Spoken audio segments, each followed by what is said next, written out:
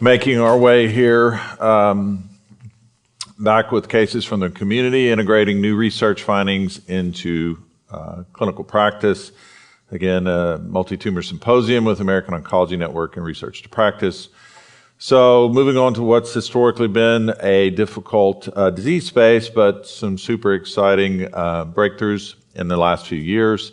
Hepatobiliary cancers will be Module 5. We're blessed to have Dr. Li join us and provide expertise. He's Associate Professor at the Department of Medical Oncology and Therapeutics at City of Hope.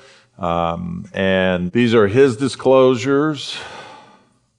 This is the data that we have within the network. I thought this was a crazy high number for hepatocellular carcinoma. I think perhaps Dr. Patel and Dr. Mulheron's clinics are too close to the bars, or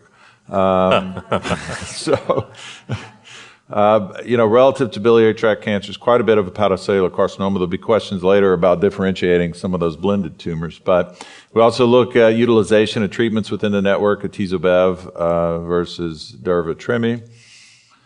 And patients with FGFR abnormalities, we had an interesting ocular toxicity from the previous, and some of that will dovetail here. Again, it takes a village to take care of these patients. Not a lot of overlap in the TDXD space in this setting. We'll start with a case and then pose a few questions. You can feel free to answer those, or you can sort of defer to address them as the data rolls out. So, Dr. Warsh? The next case is presented by Dr. Warsh, a patient with metastatic cholangiocarcinoma and an FGFR2 fusion. This is a 66-year-old guy, overall extremely healthy. There's been newer data where we add in immunotherapy in with the chemo doublet and with the durvalumab and pembrolizumab approved. As the question is, do you guys have a preference? Was some data more overwhelming or more positive in one or the other? Or was it more just where the chemo plus immunotherapy we know is good? We do have a little positive news with this FGFR2 fusion mutation that is a very good target. So I'm curious how often you guys have seen this mutation, what the experience is with response rates. Do people tolerate this well, and have people been able to stay on this for a long time, or is it something where maybe you get a good few months then have to transition to another therapy? And I think this is approved for second line, so I would do the chemo immunotherapy up front, but it's always good to have that in our back pocket if we need to afterwards. Yeah, so I think maybe, regarding that first question, I'll just kind of walk you through the data in terms of, how I see it. So thanks for the kind introduction, and thanks to the organizing committee for having me. Perfect.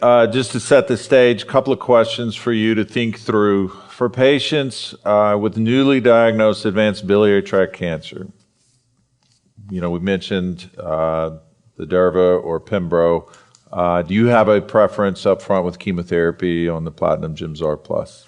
Yeah, sure. So I think that's a really good question. As I will show you, really not much of a difference between these two trials. I would say that the main difference is that the TOPAZ-1 trial essentially stopped chemotherapy after 6 months of treatment, and you just continue with single agent IO with durvalumab maintenance, whereas the Keynote trial with pembrolizumab did allow you to continue chemo abate with single agent gemcitabine with the pembrolizumab IO. So I think those are just kind of the real differences, and I think it's just up to your patient whether or not they want a full chemo break and go on just IO, or if they maybe have a little bit more aggressive disease and you think that the chemo is helping, then continuing the chemo with the IO. And with respect to the FGFR inhibitors, I know we're going to go through some data with pemigatinib, futibatinib. Particularly your experience, has this been a positive thing? I mean, I know we were in need of any and all breakthroughs possible here, so we were very thankful and grateful. But they have some very unique toxicities, right? And so we'll go through those decks, but if you could highlight just briefly what those would be. Absolutely. I think the FGFR inhibitor story is actually very promising and has really helped our patients with biliary tract cancers, particularly cholangiocarcinomas. I can tell you from my personal experience, some of this duration of responses that we're seeing with this agent is really paramount. So I had a patient who was able to, make it to her 80th birthday. And I think, for you out here, from the Asian culture, that 80th birthday is a pivotal milestone in someone's life. And I could just see the joy on her face, being able to enjoy her birthday with her friends. And she's, she had toxicity, that we'll go over, but we were able to manage that toxicity and get her there, which was a prominent milestone that she wanted to achieve. That's a great story. So speaking, when we get into the FGFR inhibitors, thoughts about sequencing those if progression on a prior, is there any value there? Yeah, so I think we don't really necessarily know. For some of the research that has been done in this area, particularly by Lipico-Goyal, we know that there are certainly gatekeeper mutations that develop after potential initial treatment with the FGFR inhibitor, and we know that next generation FGFR inhibitors are trying to target some of these, kind of gatekeeper mutations. With the FGFR, inhibitors that we have, so far right now, it appears that, futibatinib, for example, has a little bit broader in terms of target and can potentially overcome some of the resistance to prior FGFR treatment. So, one proposed sequence of treatment would be to potentially start with pemigatinib, and then if they develop resistance, go to futibatinib. But, outside of, true clinical trial data, that's still, up for debate and discussion. So you like pemigatinib better than futibatinib up front, you think, if you... I think they're both really good agents, as I'll show you kind of the data comparison. But if you have a patient where you're thinking that you want to maybe stretch out your treatment, then you might be able to do pemigatinib first, with the mindset that if you do develop resistance, you might be able to get additional mileage with the initial first generation of FGFR inhibitors with futibatinib post and everything. However, if you are really saying that a patient, let's say, is progressing quite symptomatic, and you need to ensure that you get the maximum ability for response, then I think I might do futibatinib for kind of that a little bit more broader coverage and everything, and be able to really try to give the patient the best chance for that initial response. Perfect. And like we do in everything in oncology, all right, let's move this up front and combine it with everything else we have. So either a single agent combination, do you see a place for the FGFR inhibitors in the front line?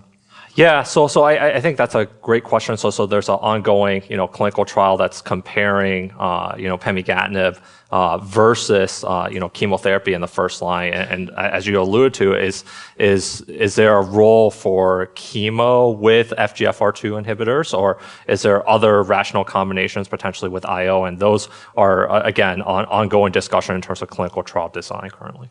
All right, we'll let you dive into the data now. Yeah, sure. So, I'll start with, really kind of going through the lines of therapy. So as I mentioned, in terms of first line treatment, it's really focusing on chemotherapy plus immunotherapy. So this is the phase 3 TOPAZ-1 clinical trial that combined the combination of gemcitabine plus cisplatin plus durvalumab, followed by durvalumab maintenance therapy after 6 months of chemo versus just gemcitabine and cisplatin versus placebo maintenance. And this was really a global phase 3 study with the primary endpoint in terms of overall survival. And this was really the first phase 3 trial to demonstrate that the addition of immunotherapy to standard of care chemotherapy can increase survival in our patients with biliary tract cancers.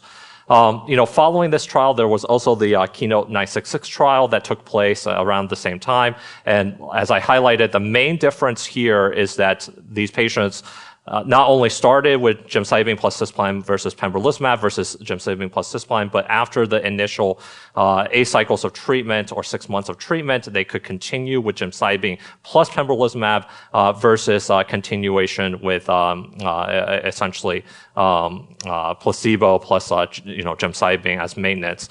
And again, the primary endpoint here is again overall survival in the first line biliary tract cancer patient population. So this really shows you kind of the results, and what you can see if you go down the columns is that these are really, really identical studies in terms of outcomes. So if you're looking at median overall survival, what you see in the TOPAZ-1 study is that you had a significant improvement in terms of median OS from 11.3 months with combination gem-cis versus 12.9 months with the combination of gem-cis plus durvalumab followed by durvalumab maintenance. And similarly in the Keynote study, in the control arm with GemCis followed by potentially Gem maintenance, median OS was 10.9 months, and that improved to 12.7 months with GemCis plus pembrolizumab, followed by Gem plus pembrolizumab maintenance. And similarly, in terms of progression-free survival, the TOPAZ-1 study had a significant progression-free survival advantage, 5.7 months in the control arm with GemCis, up to 7.2 months with the combination plus durvalumab. And then the KEYNOTE study, that didn't necessarily meet significance, PFS of 5.6 months up to 6.5 months. Objective response rates were also, very much, similar.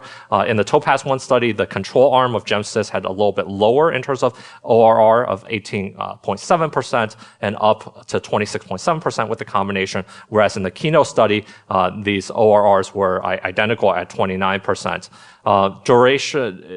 In terms of duration of response, they were also similar in overall disease control rates, very similar between, kind of control arms, as well as the IO. And for toxicity, I think this is, what we're seeing also in real world clinical practice, right? The addition of single agent PD-1 or PD-L1 therapy on top of chemo doesn't really necessarily lead to a lot of additional toxicities, which I think is, reassuring for our patients. And I think this is really what helps us lay out the road that, if you get good control on a patient after 6 months of treatment, then would you really, kind of just have that discussion with your patient to potentially go on a chemotherapy break with the overall good tolerability of the single agent PD-1, PD-L1 therapies.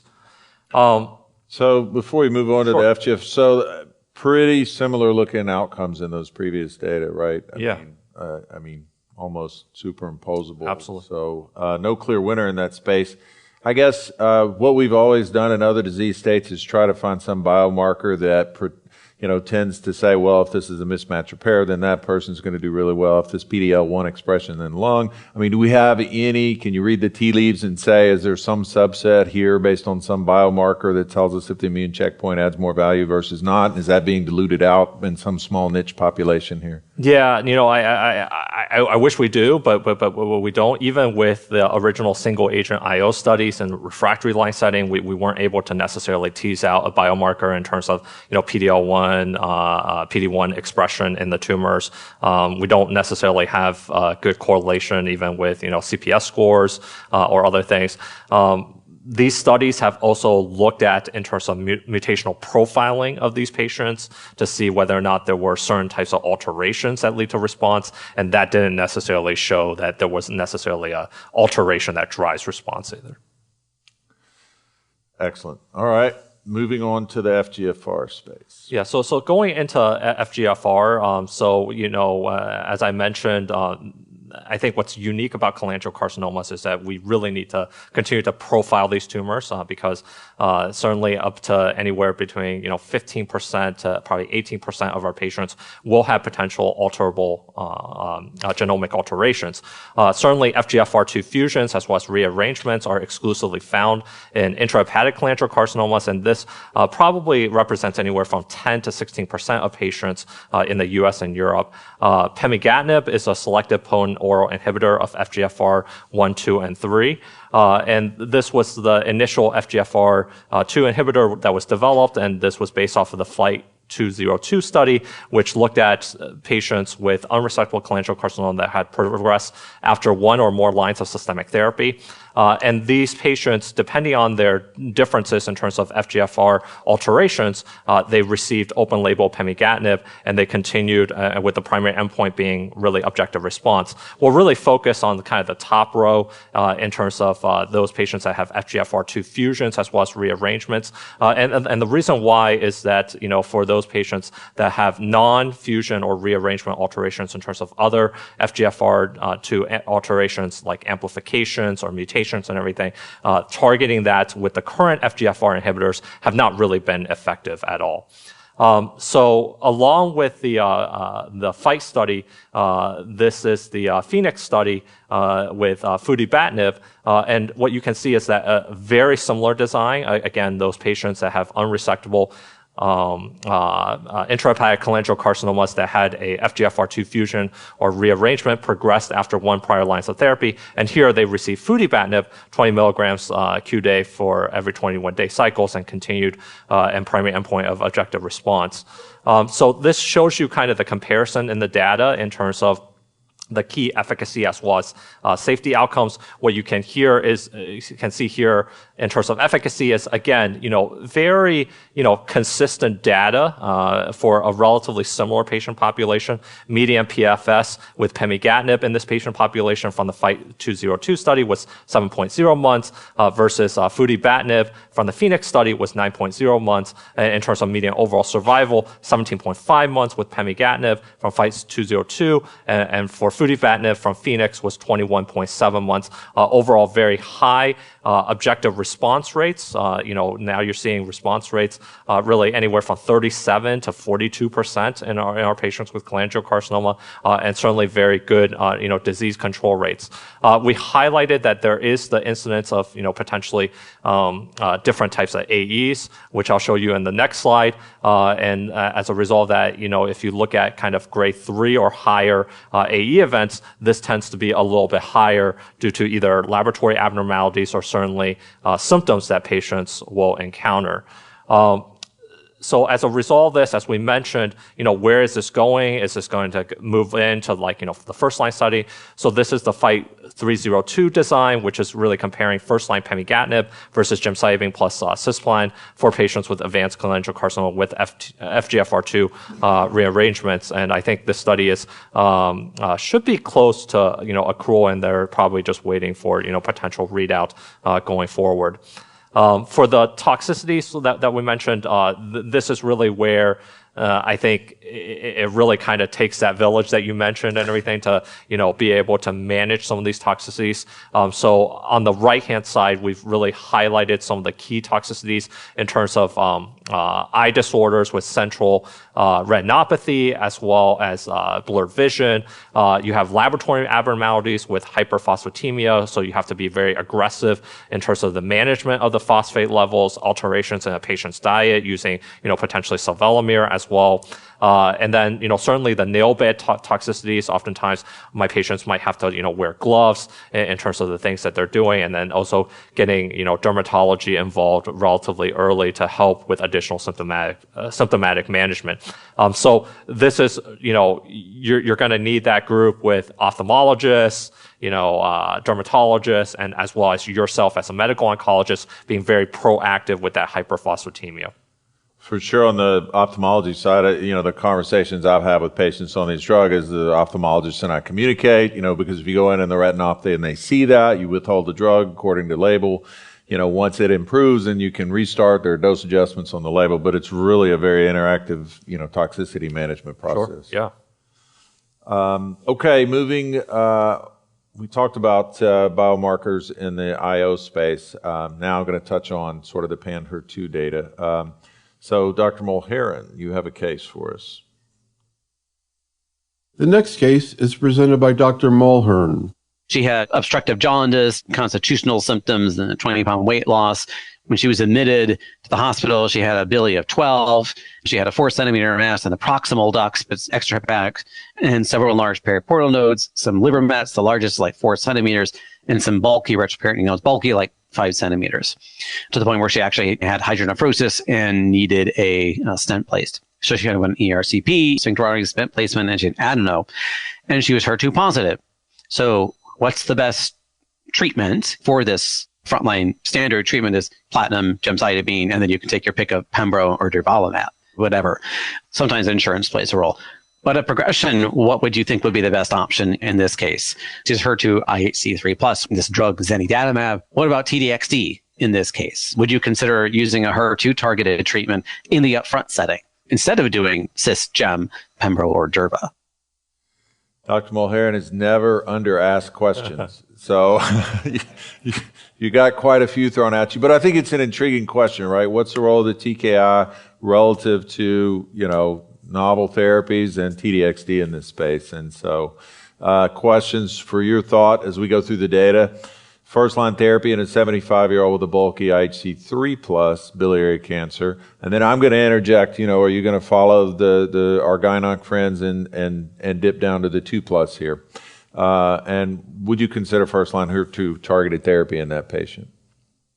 Yeah. So, I think for now, in terms of first-line treatment, I would still go with the, gemcitabine, cisplatin plus IO agent. It's really trying to find that balance in terms of maximizing response, but also at the same time trying to create for multiple lines of treatment for the patient so that you can really try to stretch the value of each of the patients, each lines of therapy to get maximum value for the patient in terms of overall survival. I think, what I would do with this patient is that, I think there has really been, breakthroughs here with both zanidatamab as well as TDXD. Previously we had, some activity with single agent trastuzumab. There were certainly, studies with, just trastuzumab combined with other things like chemotherapy, like FOLFOX or others. That there were also studies in terms of, with trastuzumab and pertuzumab, but they didn't necessarily lead to kind of that robust response, and they didn't necessarily lead to kind of that long-term durability of response in terms of tumor control. So in this patient, particularly with, relatively bulky disease, I think you need to, elicit a quicker response, in these patients. So that's why, I think chemotherapy is still needed here. And then I would hold for the, novel HER2 agents, either with zanidatamab or TDXD in the second line setting. And I can't recall, I don't think, do we ever look at TDM1 in these spaces? It never got there? No, it never got there. Yeah, Okay. yeah. And regarding your question in terms of IHC2+, as I will show with the data as well, we really haven't really seen much responses for patients with IHC2+ in biliary tract cancer. So I would say for now, I wouldn't use it in a patient with IHC2+. You'd really adhere to the, okay, 3+ in the pan. And so it sounds like up front, still stick with what we've got 2 great trials that show very similar outcomes on, platinum-based doublet plus an immune checkpoint inhibitor. Then at progression, FGFR, if you see the fusion, if not, for the IHC3+. But what do you think, in that patient, if you had a fusion and a HER2 3+, do you have a preference there? Yeah, so we haven't really seen much of that because I think a lot of these alterations are somewhat, mutually exclusive and everything. So we haven't really run into that, scenario.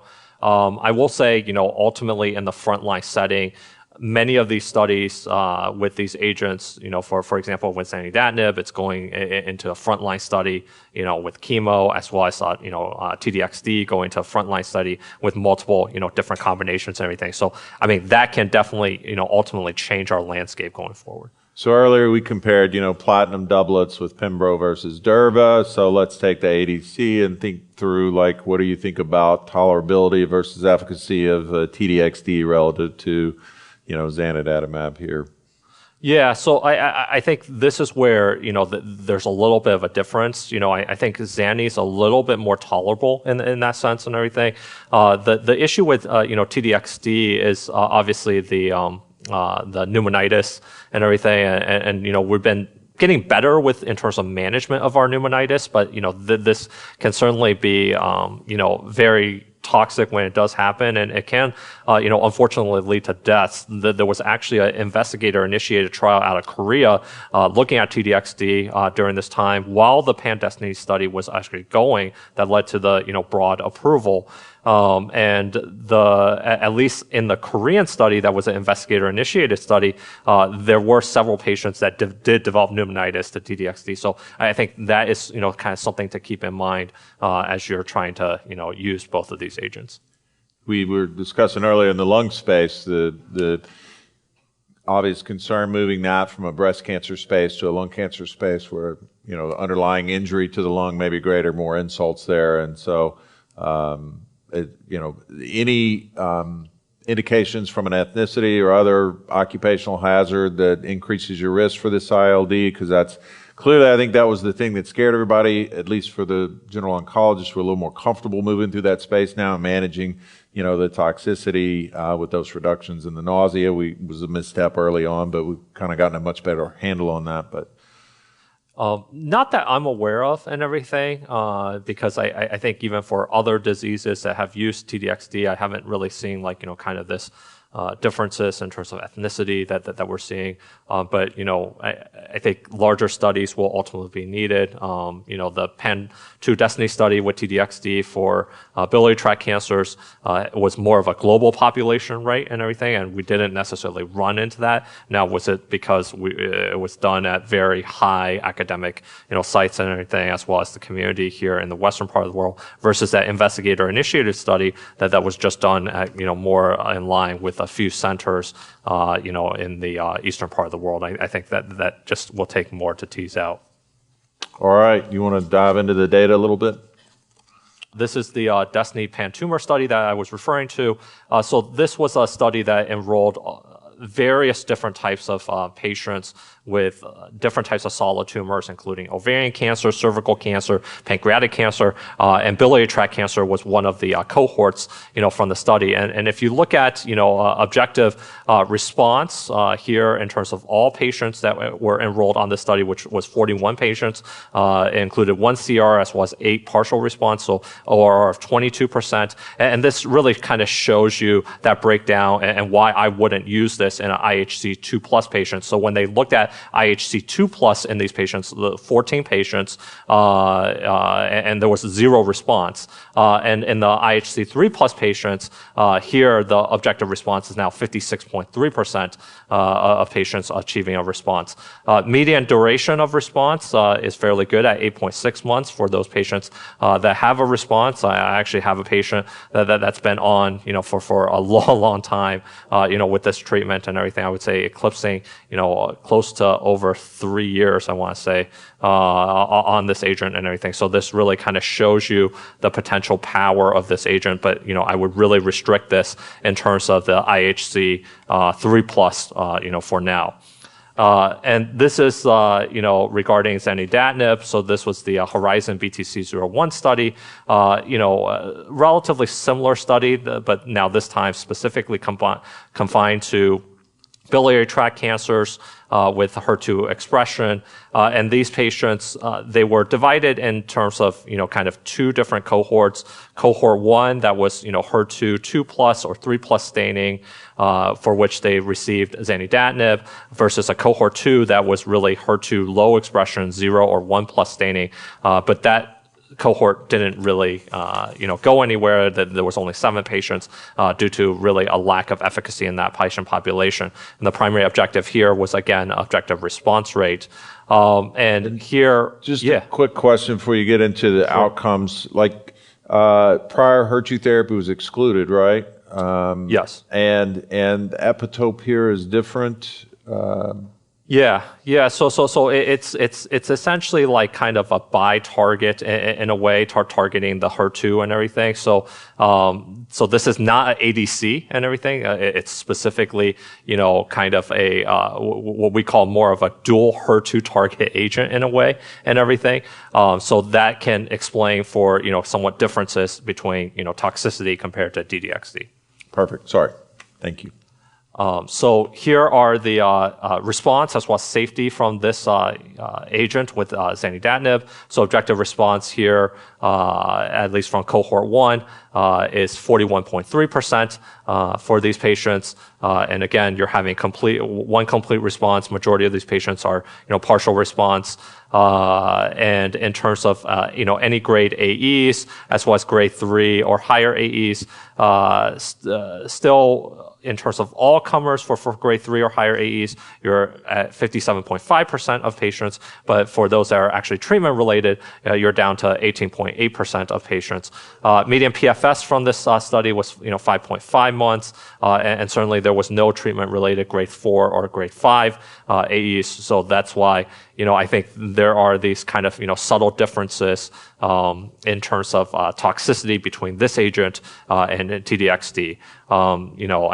Ultimately, I think we need a little bit larger studies, and I think the future studies that are trying to kind of confirm these findings from these smaller phase 2s will really kind of tell us what is the long-term efficacy of these agents versus the toxicity that we might be giving as well. So kind of to conclude this section, in terms of summary, my, standard of care first-line treatment for unresectable biliary tract cancers is really combination chemotherapy with GEM-CIS plus an anti-PD-1 or PD-L1 immunotherapy, whether it's durvalumab based off TOPAZ-1 or pembrolizumab based off of KEYNOTE-966. Certainly, we need to continue to profile these tumors in our patients just because there are molecular targets, including FGFR2 alterations, as well as HER2-positive tumors that, really allow us to give our patients the opportunity of a target therapy approach moving forward. Yeah, I think that's a great call out, right? So if we pulled our data, like how many of these folks really got tested on IHC, from the fusion standpoint, I think it's, a call to action for us to really close that gap given the intervention available. Quick question. Other HER2 therapies, is there a role? Have you ever seen any data with tucatinib or other TKIs in that space? Yeah, so there was an investigator-initiated trial with tucatinib, and I think the results are, promising. ORR in line above, 30% and everything. I think again the differences here are the differences of toxicity, right? Tucatinib. I think the issue is with diarrhea and everything that you have to deal with, and I think this really speaks to the highlight in terms of what do we do ultimately if we have all these agents? How are we going to sequence a HER2 positive patient through all these agents? And I think sequencing studies will need to be done to help us refine that. This is something that's also going on in colorectal cancer and everything, and so it's we're kind of a little bit later in terms of biliary tract cancers, but we'll have to figure those questions out as well. I hope we don't have to relive the FOLFOX versus FOLFIRI and kind of go back down that road. Yeah. Okay, jumping into the next will be hepatocellular carcinoma. We've got some cases, but quick question before we leave the biliary. So some of these patients have disease limited to the liver, right? In which case, resection, Y90, et cetera. I mean, how do you incorporate these systemic therapies for those patients? Do we have data to provide guidance there? Some of that will be adapted maybe from the HCC space, but thoughts there on the biliary? Yeah, we definitely do have, phase 2 data in terms of, safety as well as efficacy when we combine liver-directed therapy plus upfront chemotherapy, particularly Y90 radioembolization, and that's been shown to be safe and potentially efficacious. So I think for patients that really have liver-confined disease and you're going to go for surgical resection as well as attempt for curative intent, which is really should be the goal in those patients, right, and everything, and get them to surgery because that's the only way to cure them with surgery, then we have oftentimes have combined in terms of, liver-directed therapy plus chemo. There is also ongoing cooperative group study that's involving kind of perioperative, liver-directed therapy with, systemic therapy. And I think that will tell us a little bit more in terms of, whether or not that's the right approach. Perfect. All right, a case from Dr. Boccia and Dr. Noble. The next two cases are presented by Dr. Boccia and then Dr. Noble. I have a scientist from the NIH, Asian, Hep B positive, who had multiple lesions in his liver that we biopsied, and it comes back cholangiocarcinoma, but his alpha-fetoprotein was 4,500. So is this a cholangiocarcinoma? Is this a cholangio/HCC tumor? And how would you manage this since it looks like it's somewhere between cholangio and hepatocellular or features of both? He was in his early 50s, and long story short, I think he drank a lot more than he let on to. Looked like a very healthy guy. He came in with anemia. I'm like, we really got to get imaging and get you scoped. And then he got admitted with rip-roaring liver failure. He got basically tumor thrombus, had tumor all over his liver, metastatic to bone. They did a bone biopsy that proved the disease. And so He came to see me with child PU class C, bad liver disease, but really wanted to try some treatment. So we put him on IO single agent, realizing there's not a lot of data there, but he really wanted to try something. And unfortunately, his disease progressed pretty rapidly. What I have generally run into when I've seen the disease is managing their liver disease in conjunction with managing their cancer. I think they're equally difficult problems in some ways. And so how do they work on managing those things, particularly with things like IO that can cause hepatitis? So just their words of wisdom on managing liver and the cancer together with treatment. So a couple of questions. I think this comes up a lot, and sometimes I wait on like our NGS, like GPS AI to kind of help guide, but we see these collision, or for lack of a better term. What are your thoughts on HCC versus cholangio? How do you define that? Because those are, historically different treatment paths, right? Yeah, no, I think that's a great question. And I think this is really where we've started to evolve in terms of, kind of diagnosing these patients. So, HCC, as does not require a histologic or pathologic diagnosis to make a diagnosis. So in a certain context of a patient, let's say with hepatitis B, based off of imaging criteria, you can make the diagnosis. But more and more, we've been recommending kind of biopsies for these patients, just for this particular scenario where you can potentially have either mixed tumors, as well as the fact that there are trials that are ongoing that's looking at kind of targeting certain pathways that's involved with HCC, so that might set the patient up for kind of future trials as well. I think in this case, I would highly suspect that this is a mixed cholangio HCC. It's probably only showing cholangio due to the fact that depending on your biopsy, you might have a relatively small biopsy sample and everything. And if you actually get surgical specimens, and we've seen it, we've gotten surgical specimens of these patients, and essentially like one portion of the surgical specimen is like cholangio, and then the other portion is HCC, and you kind of see this collision like you're talking about kind of in the middle in terms of survival of the fittest between the tumors in a way.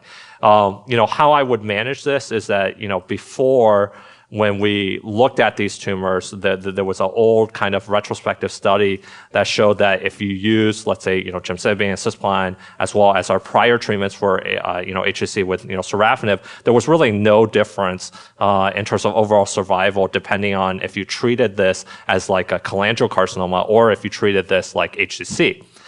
Now that we have, chemoimmunotherapy, I think it's a no-brainer for us now because we can certainly give them, GemCis plus a anti-PD-1, PD-L1. We know that has activity for the cholangiocarcinoma component, and we know that those single-agent immune checkpoint inhibitors also have activity for the HCC component. So that's really how, we're really treating this. And there are some, smaller groups and consortiums, within the United States that's trying to define this and see whether or not, hey, if that's what a lot of us are doing, can we potentially combine chemo plus, some type of, IO combination as well going forward to really kind of hit both. Right. And does the targets. VEGF fit in there, right? We've done that in the lung space, right? So. Yeah. I mean, I think that's, open. Like, we were part of this study that was, recently published with, GemCis plus atezolizumab plus, bevacizumab. And this was a signal finding study for biliary tract cancers. And it appears that in certain patient populations, maybe the addition of VEGF can lead to, additional durable responses. But so far, not necessarily for all comers. With a high AFP level, maybe, or kind of more like in terms of signatures that are associated with angiogenesis and everything. So potential VEGF, higher expression levels. Perfect. I think you've answered number 2, and then these folks with really severe hepatic dysfunction and child's PUC, where the actual underlying liver disease probably predicts survival more so than the malignancy. Any thoughts for guidance there? I mean, do we just have to be strong and say, hey, I'm sorry?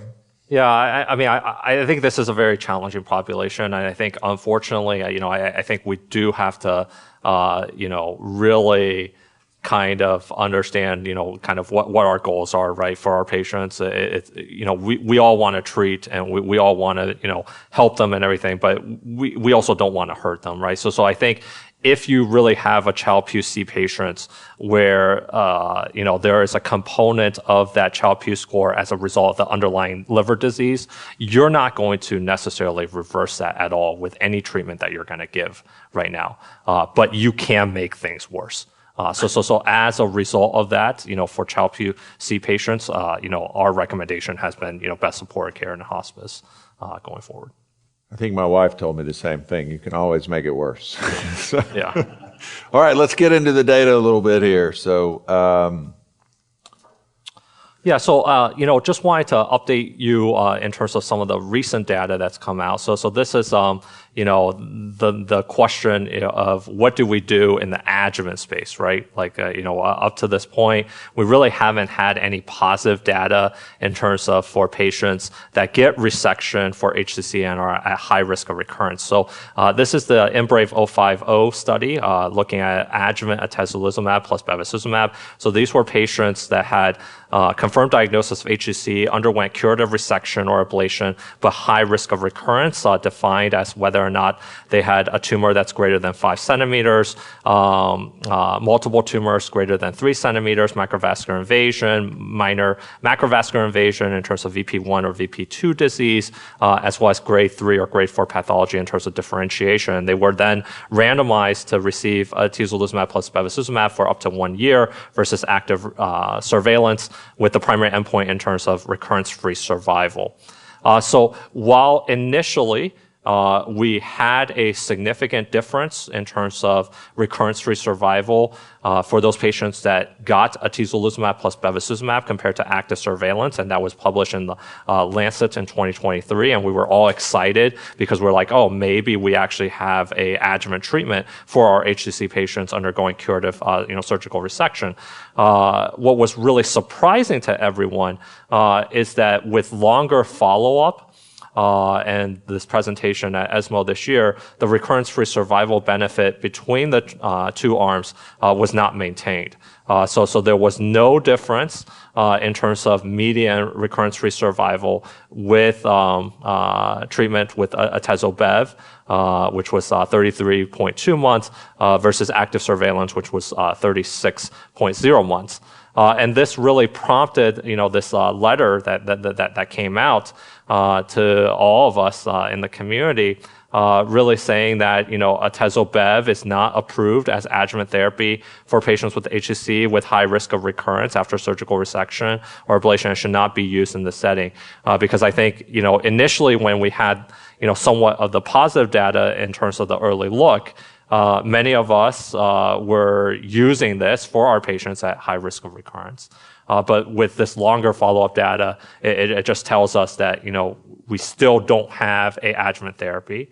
Now there's going to be still other ongoing trials looking at single-agent PD-1, PD-L1 inhibitors, as well as a trial that's looking at durvalumab plus bevacizumab versus durvalumab versus observation. Will really kind of tell. I think that what this really speaks to is that recurrence for HCC is different compared to recurrence for other cancers. You can have recurrence for HCC just due to underlying liver disease, right? That cirrhosis is going to predispose you to recurrence. So that's not necessarily the same cancer coming back. It could be actual new cancer that's developing and everything, but that's still considered a recurrence. So I had 3 patients that I was treating in accordance with IMbrave050, and then at ESMO, I see the data come out, and I'm like, this is a painful conversation. It's kind of a whoops conversation. What'd you do with those patients who were on therapy? Did you stop? Yeah. Did you say, hey, you can finish, or how did you approach it?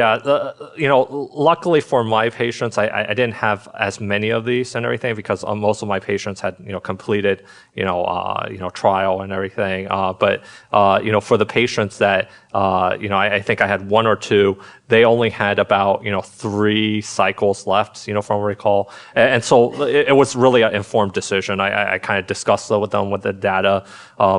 They certainly had high risk features. I would say they probably even had higher risk features than what was enrolled in the study. So there's some thought that maybe with this trial, there wasn't necessarily enough people that were enrolled that was truly high risk and everything. And that's the patient patient population that might benefit and everything. So for those patients, I did continue and finish the regimen because they were otherwise tolerating it great. Like this is a good regimen in terms of toleration. I'm sure you've seen that. Yeah, I think the guidance is good. Yeah, I had a patient who chose to bail, but in reality, when you looked at her, it was much closer to the lower risk end, and then the higher folks like, hey, I got 2 months, I'll just finish. Sure. Okay. So the other kind of area that we're really moving towards in terms of HCC that are newer is really, what do we do with those that are locally advanced disease? So this is really trying to make the decision of, should we move systemic therapy up further for locally advanced disease in addition to liver-directed therapy. So this is the EMERALD-1 study, which was looking at patients that really have locally advanced liver-confined HCC. This study did allow for patients that had side portal branch invasion in terms of VP1, VP2 disease. And these patients were then essentially randomized to receive either initially durvalumab plus TACE followed by durvalumab maintenance therapy versus arm B that got durvalumab plus TACE followed by durvalumab plus bevacizumab, and then arm C that just got the TACE plus placebo. And the primary endpoint here is really progression-free survival, with secondary endpoints being the kind of the single agent durva arm versus the placebo arm in terms of PFS as well as along with overall survival. So what you can see here is that, the addition of bevacizumab to durvalumab plus TACE, probably does make a difference compared to TACE. So if you look at median PFS for the triplet arm versus TACE alone, what you're seeing is that median PFS improves from 8.2 months with TACE versus 15.0 months with durva-bev plus TACE. And if you look at the arm of the just the TACE arm versus just the durva plus TACE arm, you see that the median PFS only goes up to 10.0 months. And I think this is really consistent what we're seeing in the advanced setting, right? We know that single agent IO is good. It has some benefit for our patients, but if you really want to potentially achieve longer control, higher response, as well as really kind of impact the long-term survival, you probably need to go into a combination regimen strategy if you're able to do that. So these are the response rates, and here what you can see is that again, surprisingly, with just durva plus TACE, the objective response rate did go up to 41% in this study compared to 30% with just placebo plus TACE. But again, the durva-bev plus TACE did lead to the highest objective response, close to 44% in these patients. You can control these patients for long-term, period in terms of median duration of response. The median duration of response now with durva-bev plus TACE is now at 22.1 months in these patients compared to, just TACE alone of maybe 16 months at all. And similar to kind of the EMERALD study, this was also just reported out of ESMO. So this is the LEAP-02 study, which is now looking at the combination of TACE plus lenvatinib plus pembrolizumab for those patients that have liver-confined HCC. One main difference here is that this patient population had liver-confined HCC, but it did not allow for any vascular invasion in terms of portal vein thrombosis. So even side portal patients were excluded from this trial. And here patients were then randomized to lenvatinib plus pembrolizumab plus TACE versus placebo plus TACE, with primary endpoint being PFS as well as OS. And this is the PFS. What you can see is that there's a significant improvement in terms of PFS for those patients that were treated with lenvatinib plus pembrolizumab plus TACE, up to 14.6 months compared to 10 months with just placebo plus TACE. And in terms of overall survival, this is still, relatively immature. There's maybe some, slight separation of curves here and everything, but, I think the question is going to be, longer follow-up whether or not this leads to a overall survival benefit or not. I think the challenges of this is that, do you try to essentially combine everything up front and go for that PFS advantage without necessarily an OS advantage at this point in time? Or do you still go with essentially just, TACE followed by, systemic therapy and everything if there's no overall survival advantage, and spare the patient the systemic regimen and the toxicities and, maybe the time that's required to come to the clinic to do that. So I think, for a lot of us, ideally we would like to have OS to be able to do this in combination.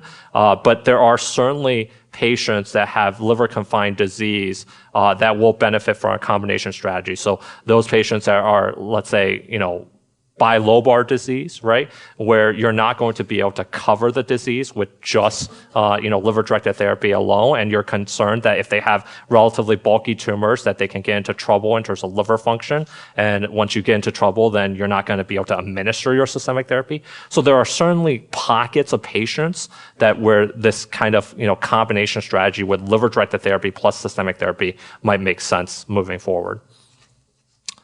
So these are the response rates. Again, what you can see is, certainly very high objective response from the LEAF study, just like the EMERALD study. And if you look at modified RECIST, which is kind of taking into account enhancement of the tumors, now you're getting up to even, 71.3% in terms of modified RECIST. So this just tells you how much you can potentially control these tumors with a combination strategy approach. For systemic therapy, real quickly in terms of, what we still have, we certainly still have, IMbrave 150, which was the first pivotal study to show superiority over sorafenib with the combination of atezo-bev versus sorafenib. So this is a first-line study. Key eligibility criteria was that all these patients underwent endoscopic assessment within 6 months prior to initiation of therapies and treated for varices per institutional standards. Other key criteria for this study was that it took a very broad patient population, so it allowed for patients with main portal vein invasion or VP4 disease, which other studies for HCC exclude. Primary endpoint being overall survival and progression-free survival, and this shows you kind of the updated data now that shows a median overall survival in this patient population of 19.2 months compared to 13 months with sorafenib. PFS improvement from 4.3 months to 6.9 months, and an objective response rate of 30% in this patient population. Overall, very well tolerated treatment in our patients. This is the other systemic regimen that we have for patients with unresectable, more advanced disease.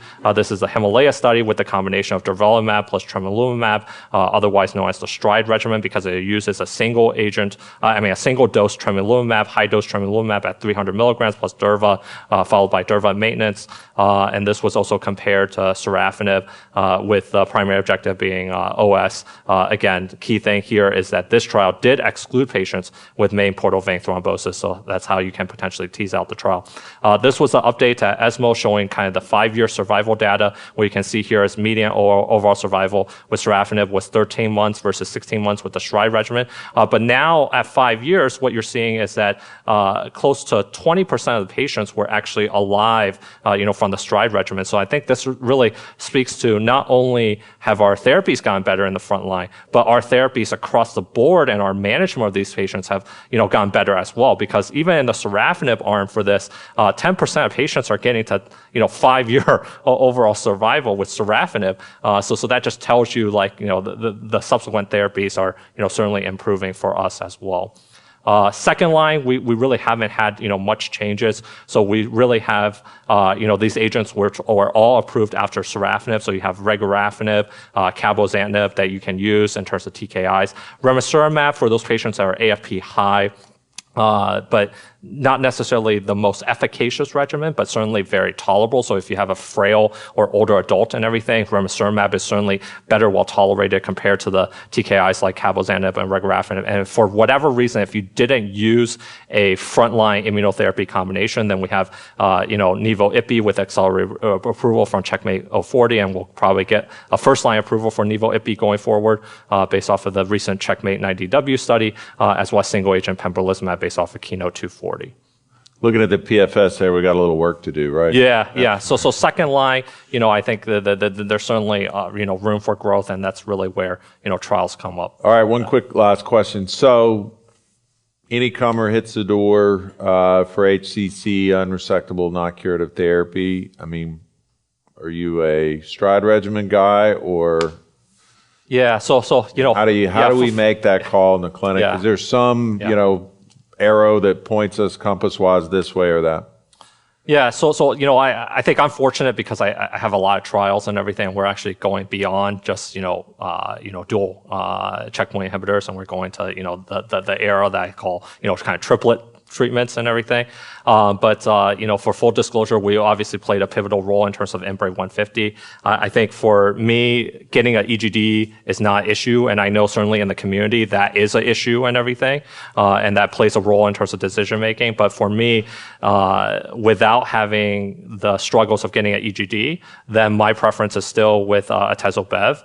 And the reason why is because the overall consistency of the data in terms of overall survival, progression-free survival, as well as delay and quality of life, deterioration in quality of life. Whereas, with STRIDE, unfortunately, there wasn't necessarily a difference in terms of median PFS. You certainly can have patients that respond to STRIDE and they do very well, but that's, again, a select patient population. And outside of a biomarker, for me, I don't think that's enough to drive me to make that decision. But, I think at the end of the day, all of this is HCC field is rapidly evolving, and I don't think we're going to have a lot of these discussions because I think we're just going to continue to push the envelope and continue to change the standard of care for our patients moving forward. Thank you so much. I appreciate your insights. They were absolutely invaluable.